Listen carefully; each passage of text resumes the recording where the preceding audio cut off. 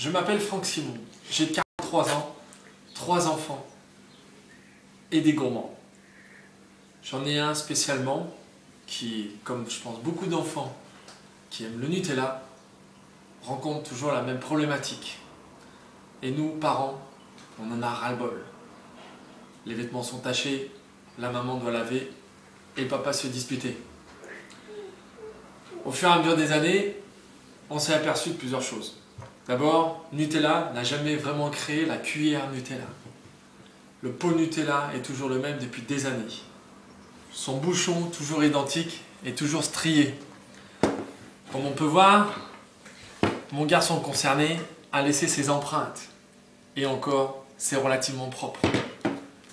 À chaque utilisation, on peut regarder que le bouchon est toujours plein de Nutella. Ces outils, un couteau, une cuillère.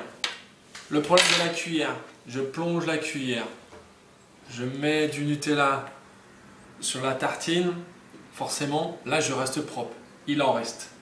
Que faire? La dernière solution, le papa nettoie la cuillère, mais du coup prend des calories. Autre solution, prise par les enfants, le couteau.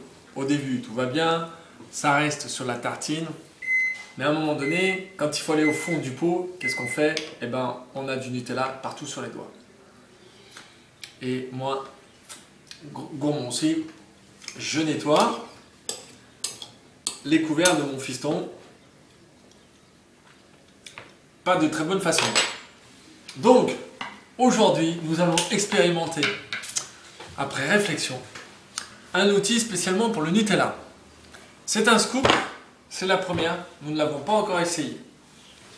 Il se présente sous cette forme. L'avantage, sur le manche, d'abord un plastique souple qui se nettoie, c'est quand même bien plutôt que du bois, facile à nettoyer, facile à sécher. Sur le manche, en haut, de quoi prendre le Nutella, même au fond du pot, une fois que le niveau sera bas Nutella, de façon à ne pas mettre du chocolat de partout. Des niveaux d'accroche pour bien laisser la cuillère Nutella posée sur le rebord.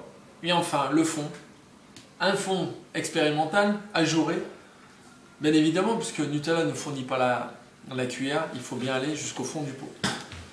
Donc, si vous êtes prêts, on commence. Je vais, d'après nos études, descendre la cuillère en exerçant une pression vers le bas, suffisamment importante pour laisser passer le Nutella. Et là, je remonte et normalement, on devrait avoir un pâté de Nutella. Alors, pour l'étaler, pas facile non plus, mais la cuillère étant relativement large, peut-être puis-je essayer de l'étaler sans m'en mettre plein les doigts. Une fois que c'est terminé, je peux accrocher ma cuillère pour éviter que, comme le couteau, je descende au fond.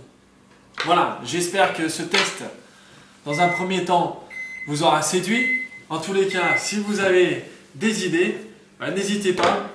Créons une association de développement pour la cuillère de Nutella afin de sauvegarder les petites mains de nos chères et tendres épouses.